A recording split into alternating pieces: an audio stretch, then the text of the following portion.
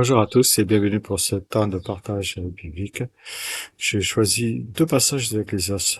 Le premier se trouve au chapitre 7, verset 14. Au jour du bonheur, jouis du bonheur, et au jour du malheur, réfléchis, car Dieu a fait l'un et l'autre, de sorte que l'on ne puisse rien deviner de son avenir. Ensuite, le chapitre 10, verset 14, où il nous est dit « L'insensé multiplie les paroles, l'homme ignore l'avenir, et personne ne peut lui révéler ce qui arrivera après lui. » Qui me dira mon avenir? Voilà une question que se posent d'innombrables personnes autour de nous. Mais tout cela, c'est depuis la nuit des temps, il y a ce désir en l'être humain de connaître ce que l'avenir lui réserve. Ça l'habite en lui, c'est habité en lui. Et ça continue de hanter nos contemporains encore aujourd'hui. Et face à cette incertitude, beaucoup se tournent vers les voyants, des médiums, se font tirer des cartes, etc., dans l'espoir d'entrevoir leur destin et de lever le voile sur ceux que leur réserve leur avenir. Mais peut-on réellement connaître l'avenir? Il me semble que de nombreuses personnes, même si elles consultent des voyants, je dirais qu'avant tout, c'est parce qu'elles cherchent quelque part à être rassurées face aux incertitudes de leur avenir. Bien sûr, il y en a d'autres qui espèrent trouver des réponses, soit avec une rupture, un deuil, une perte d'emploi ou toute autre épreuve de la vie. Ces consultations interviennent souvent lorsqu'elles traversent une période de doute et souvent quand il y a une souffrance intérieure. Et certaines recherches également amènent une confirmation avant de prendre une décision importante, tandis que d'autres éprouvent le besoin d'avoir le sentiment de reprendre quelque part le contrôle sur des événements qui leur échappent. Derrière ces différentes motivations se cache bien souvent une aspiration.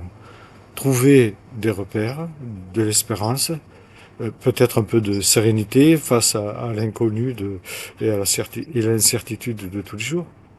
Même si nous savons que de nombreuses prédictions reposent sur des procédés psychologiques, des formulations suffisamment vagues pour s'appliquer à de nombreuses situations ou encore sur des probabilités donnant l'impression d'une connaissance naturelle, il est toutefois juste de reconnaître que certaines personnes rapportent des expériences qui sont très troublantes ou difficilement, en tout cas, explicables.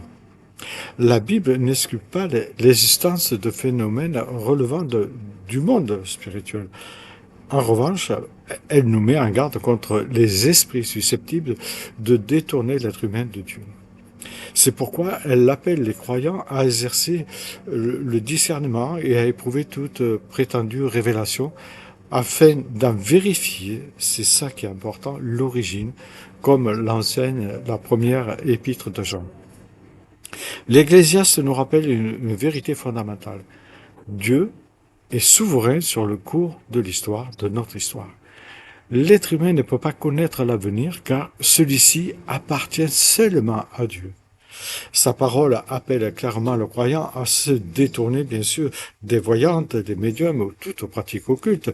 Et il y a beaucoup de passages dans l'Écriture qui nous le rappellent, dans Deutéronome 18 ou dans Lévitique 12. Mais le problème n'est pas seulement que leur prédiction, puisse être fausse. Le véritable danger se trouve dans le spirituel. Chercher des révélations en dehors de Dieu revient à placer sa confiance ailleurs que lui. Et je le répète, l'Écriture nous le rappelle et elle nous adresse de sérieux avertissements qui sont sans équivoque contre ces pratiques. Dieu les condamne parce qu'elles détournent le cœur de l'homme de celui qui voudrait suivre le Seigneur. La question n'est pas donc les voyants disent-ils parfois vrai. La vraie question est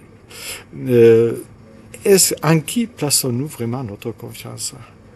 La foi ne consiste pas à vouloir percer les secrets de demain, mais à faire confiance à celui qui tient demain entre ses mains. En résumé, selon l'enseignement biblique, le croyant est appelé non pas à consulter des voyantes, mais à placer et à mettre sa confiance en Dieu. L'avenir lui appartient et la foi consiste aussi à marcher avec lui sans chercher à connaître d'avance ce qu'il a choisi de ne pas révéler. En résumé, selon l'enseignement biblique, le voyant est appelé non pas à consulter le voyant, le médium, je le répète, mais à mettre sa confiance en Dieu. Dieu révèle ce qui est nécessaire au moment voulu et demande à ses enfants de s'appuyer sur sa parole plutôt que sur des révélations étrangères et qui pourraient être dangereuses pour notre avenir. L'avenir appartient à Dieu. Notre responsabilité n'est pas de le devancer, mais de lui faire confiance. Je le répète pour la troisième fois. Voilà le chemin de paix, le chemin de la sagesse, le chemin de la véritable foi que nous plaçons à la personne de Jésus-Christ. Bonne réflexion à chacun.